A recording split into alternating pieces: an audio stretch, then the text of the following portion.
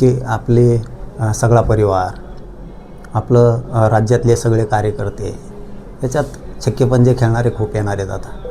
कारण काही गिधडं आत्तापर्यंत नव्हते, ते दादाच्या पश्चात मात्र आता घिरट्या घालायला लागले. याच्याकडं सुद्धा ताईंना उपमुख्यमंत्री पद घेतल्याच्यानंतर लक्ष ठेवावं लागणार आहे. कारण दादा होते, अजितदादा हे दादा होते. इतकं त्यांच्या मागं ताण असतानासुद्धा